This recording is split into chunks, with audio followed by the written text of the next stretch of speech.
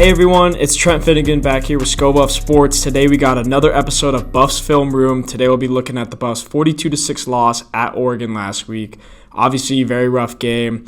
A lot of bad things that the Buffs need to correct. There are a couple good things that we'll look at today, but mostly bad stuff that needs to get improved. You heard Coach Prime say it though. He said, better get me now because this is the worst I'm going to be. And he knows that he's a couple players away. Mostly in the trenches. Everyone saw that Oregon dominated the trenches this past week. This upcoming week, USC comes to town, also ranked in the top 10, arguably a better team than Oregon. They got defending Heisman Trophy winner Caleb Williams. He's currently the favorite to win it this season. So they're going to have to change a lot of stuff that they did wrong last week if they want any chance at upsetting the Trojans this week at Folsom Field. Let's look at what happened last week. First play we got here, Oregon ran it all day against us. It's called a GT scheme. It means guard tackle. And usually what that means is the guard is going to pull and the tackle is going to pull. On this play, however, instead of pulling the tackle, Oregon's going to pull the guard and the tight end. I'm still going to call it GT just for simplicity's sake. And you see here, another thing I'm looking at too before the ball's even snapped is Colorado in the box. We got 1, 2, 3, 4, 5, 6 players. Oregon's got 1, 2, 3, 4, 5, 6 players on the line. 6 on 6, easy advantage, especially when you know that your line is better than the opposing team's line. So Oregon's just going to run this ball and going to have free reign over what goes on inside the box. So if we take a look here,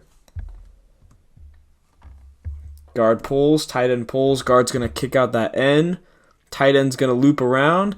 And then another thing too you see here is Cameron Silman-Craig. He's in the nickel. He's going to, at the start of the play, he's set. He's going to take a step forward. And what that is going to do is it's going to put him out of position. He's right here and he steps forward. And then he's going to have to take a steep angle back into the play, which he doesn't do. And then he's behind the 8 ball, and he misses out on this tackle. You see here, running back comes through untouched. Silman-Craig's behind, misses that tackle. 2nd and 21, too. Buffs just got a big stop, needed a bit of momentum. Lets it all back up with this play. Ducks get a first down. And that GT scheme was something the Buffs saw all day long, and they just couldn't stop Oregon's run game at all. Next play, we have 5 wide, empty look for the Buffs. You got 1 way up top, 2, 3, 4, 5 receivers. So you got 5 guys blocking. And if you see here, we'll run it a little bit. He's only got 1 guy short, and that is Jimmy Horn in the slot over here.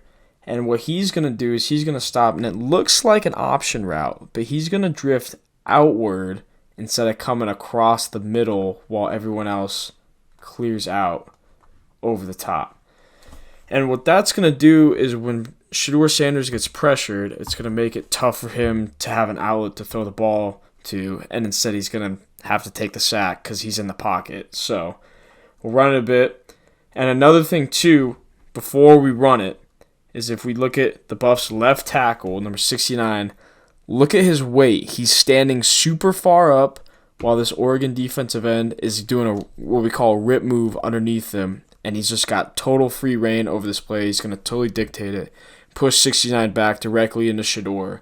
Another thing, too, is Shedeur, instead of sensing that pressure on his left side and possibly kind of rolling out, he's just going to stay flat-footed in this pocket. He's not going to move at all. And it's going to make the day a lot easier for this Oregon DN because he doesn't have to try as hard or to go as far to get the sack because Shedeur's not moving at all. So we'll run it. You see here he's getting pushed back. And now Jimmy Horn, like I said, instead of him going inside right here, he's kind of drifting out here. Shedeur can't throw that. If he tries to throw the ball over here, this guy he's got a free pick 6. I mean, it's too easy. So Sanders isn't going to throw that anyways. He's looking way downfield. And you see this left tackle, he's already getting pushed into Sanders' space. Sanders isn't moving his feet. That's the recipe for easy sack for Oregon. Let it play out. Nothing happens. Very next play, you got 3rd and 18 now. You're super backed up. And you see, we're going to let it run. And now on the right tackle, he's going to be the one getting pushed around. You see his weight. He's standing straight up here. 69 is not doing much better on this play. And Sanders has got to make something happen, so he's going to roll out to his right and see what he's got to work with because his O-line wasn't giving him any help all day long. However, when he rolls out, we talked about this last week, he just needs to throw the ball away at some points. He tries too hard to make a play sometimes, and sometimes you just got to say, hey, I'm going to throw the ball away. I'm going to be smart. We're just going to punt it here. Instead, he throws it. He forces it. And now look, the ball's not even going to be completed for a first down. It's 3rd and 18. That's a long throw. That's a hard throw. Just throw it away. Instead, he forces it. Luckily, that doesn't get caught. It should get caught. That should be a pick. Oregon has the ball on the 30-yard line. Luckily, it gets dropped. But, again, bad protection. Plus, Shedeur forcing it instead of throwing it away. Another bad recipe for the offense. Should have been a turnover. Now, the next play we have here is actually one of the good plays from the Buffs all day. I'll let it run. It's Jaz Robinson here on the bottom of the screen. You can kind of see him. He's hidden by the scoreboard down here, but he's down here. He's going to be in zone coverage. And it looks like what the Buffs did on this play is they're going to drop 1, 2, 3, and then these guys are all going to play flats underneath. And so we'll let the play run just to show you what happened. One of the few bright spots of the day for the Buffs. You see just great athleticism from Robinson, really getting up, catching that ball. And so what he's going to do here kind of fools Bo Nix a little bit because Bo Nix is looking at that coverage and he goes, oh, number 8, Robinson, he's going to be in a flat. You see what I mean here? You see him, he's drifting, he doesn't get any hands on the receiver because he's supposed to be in that flat underneath. However, Oregon doesn't put anyone out in the flat down here, so he's got no responsibility down here. So he's like, all right, I'm just going to turn and run. And now you see number 2 from Oregon. And when I say number 2, I'm talking about the position of the receivers. Number 1 lines up all the way outside. Number 2 is the next closest guy inside, 3, and then possibly 4. So this is number 2. So 1, 2. 2 from Oregon is going to run a post.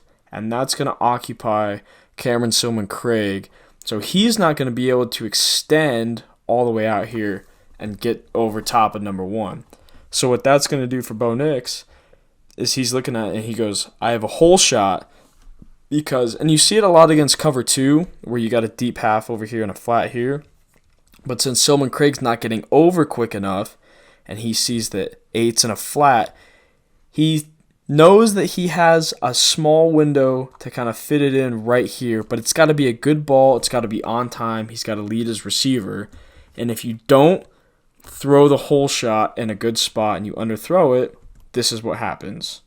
Just a great play from the Alabama transfer. Gave the Buffs some life. However, their offense couldn't capitalize on it. So here we go. We got later in the half, and the Buffs are in sort of a tight defense look because the Ducks are in a tight offense set, kind of matching it a little bit here. You got more people in the box, which is better than the first run play. What's going to happen here, this receiver is going to motion. It's going to occupy this corner, and then we're going to come back the other way with RPO action. Tight end's going to come across. He's going to leak into the flat. This guy's going to extend, occupy this corner, and then you're going to just get an RPO dive action. All the linemen are just going to zone block, and then Nix can roll out, and so he can either hand it to the running back, or he's going to be able to roll out and dump it to his tight end in the flat, and then he has numbers. But now you see here what's going to happen is this guy gets taken out. Everybody here in the box, we got one-on-one blocking for the Ducks, and they won, obviously, all day long doing one-on-one blocks. So that's not going to go well.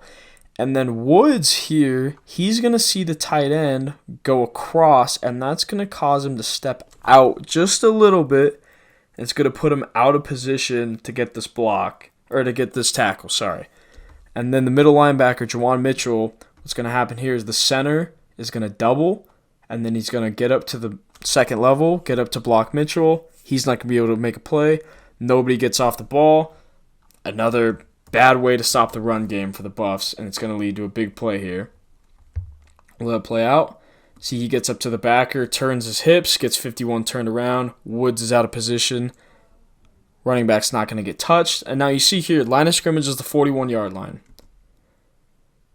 He doesn't get threatened until the other 41-yard line. And this is another thing we mentioned last week, because Shiloh Sanders is lined up so far off the ball, and when he sees run, he's not feeling it all. He's just kind of sitting way back in la-la land. He's not feeling, just giving him free yards. He's not. When you're the last line of defense, you obviously got to play it safe a little bit, but you got to close the gap a little bit. You can't just let him eat up all these free yards. And instead, he's just kind of sitting here. He's waiting at the 41-yard line to make the tackle. The running back's going to say, okay, I'll take those free yards. Let it play. And then he gets another couple after Sanders makes contact with him. So just another very poor way of stopping the run game. You saw it all day long. I could go through dozens of examples of the Buffs not being able to stop this Oregon run game, but those are the two we're going to look at today.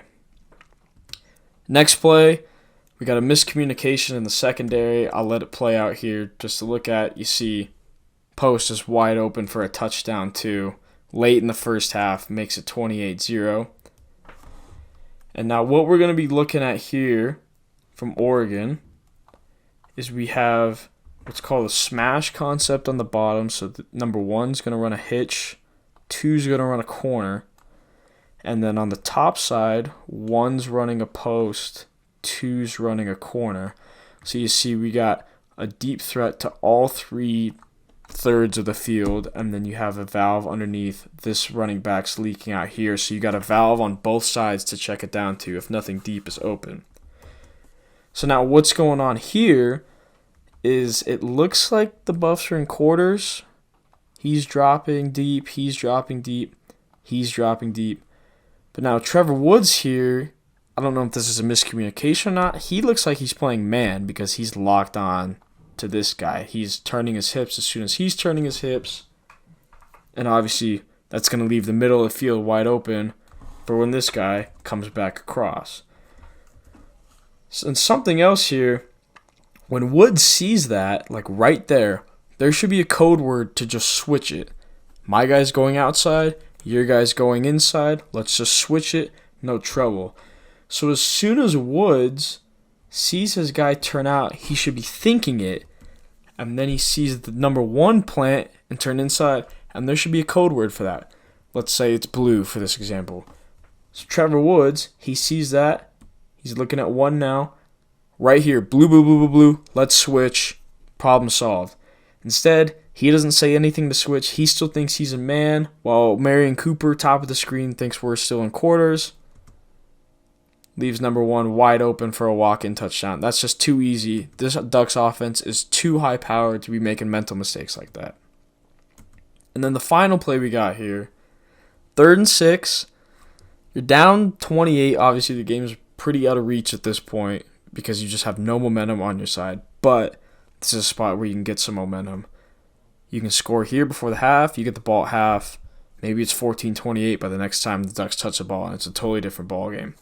However, everyone just gets out-muscled on this play. So what we're going to have is a mesh concept, which means the 2 slot receivers are going to cross. Number 1 on this side, he's just going to go to the middle of the field. Generally, mesh concepts, he'll sit right here. And then running back is going to run a wheel over the top. Bottom of the screen, this guy's doing his own thing. Not part of the concept. He's the very last resort read. Problem is, you can't run mesh if everybody on your team is getting out-physicaled. Let's look at the very top of the screen here. Watch how this corner is going to get his hands on number 1 right away. He's not going to let him get into his route at all, and it's going to totally throw off the timing. Play goes, he jams him, he's off balance, timing's off. That's the first person that gets out-physical on this play. Now next, top of the screen, Jimmy Horn, he gets hit right here. He's not running his route very strong. This is inside 5 yards. This is totally legal.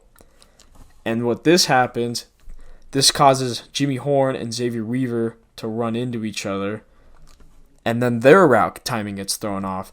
That's not good either. Another thing, too, look at the right tackle again. He's standing straight up, getting pushed around. 69 already is beat to the outside. You could see him. He's working hard to slide, but this pass rusher's got all the momentum in the world.